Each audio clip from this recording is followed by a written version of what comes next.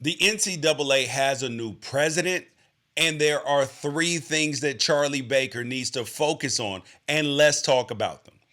Baker replaces Mark Emmert, a University of Washington alum that spent 13 years setting money on fire and ineffectively fighting the cultural tide. And I'm not saying that being a University of Washington alum is the reason why Mark Emmert was a terrible president. I'm just saying that he went to the University of Washington and so happened to be a terrible president. And we don't need to relitigate his sins, but at this point, we need solutions. And is Charlie Baker willing to meet the moment, or will he be another empty suit whose presence you only notice when he's getting in the way of common sense progress? Only time will tell. But for right now, let's get into the three things that Baker needs to make a top priority right out of the gate. First, Charlie Baker needs to work with the major conference presidents to stabilize them. The Pac-12 is on the brink of collapse, the ACC is headed for major defections, and the Big 12 seems to be egging everybody on for their demise just to paint itself as comparatively stable, when in reality, they just lost their two biggest draws in Texas and Oklahoma. And then you have an escalating arms race between the SEC and the Big Ten that is being egged on by the television network partners.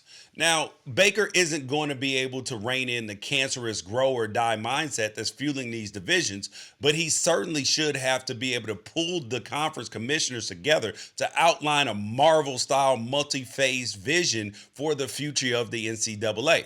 The group needs common goals to work toward together, or of course they will always default back to their own self-interest. But at least they'll be expending some of their energy on common goals as well. Second, the transfer portal is an absolute hot mess, and Baker needs to institute some emergency measures to help figure it out. There are and have been common sense solutions that have been floated ever since it was evident that the transfer portal was turning into a kitchen junk drawer where things go in but never come out. And it's time to explore putting those solutions in place. They had a good start with allowing teams to go above the 25 scholarship limit for this class, but they can and should do more. Just this week, Oklahoma State's Mike Gundy, see, this is a prime example. Don't cancel out a message just because you don't always like the messenger. He floated out an idea that high school athletes signing time-specific contracts. And I was like, wait, hold up. Does this make sense? And it actually does.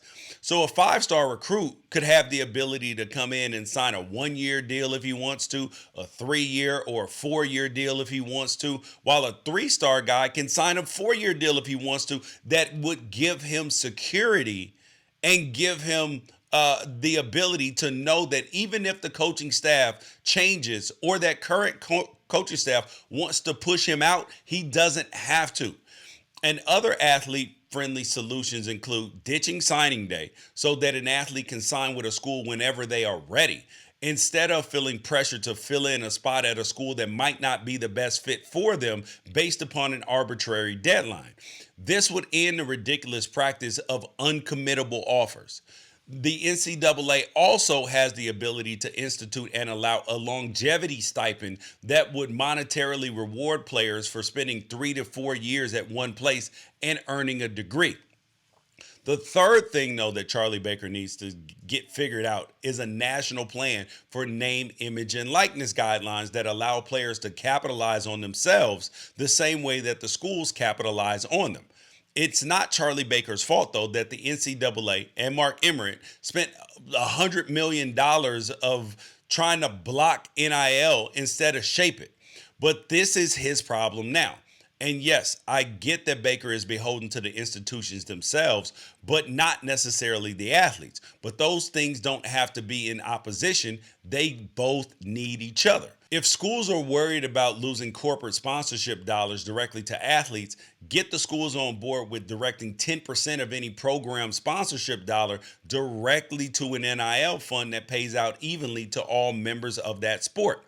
If schools are worried about different states having different laws, work with a coalition of people that represent the interests of all parties involved to hand over completed legislation, not ideas, to the representative of your choice to sponsor. And don't let an 82-year-old senator that longs for the days of leather helmets and underhanded free throws write a bill. Charlie Baker has a lot on his plate, but as long as he stays sharp on protecting student welfare and the athletes so that they never have another Larry Nassar or Jerry Sandusky harming people over a prolonged period of time, the actual thing he needs to accomplish to be considered a success are fairly simple. Stabilize the major conferences, address the issues that have caused the transfer portal traffic jam, guide the country's NIL strategy in a way that's mutually beneficial for athletes and schools. And if Charlie Baker can do those three things, he'll be as good as Mark Emmert was bad. Let that sink in.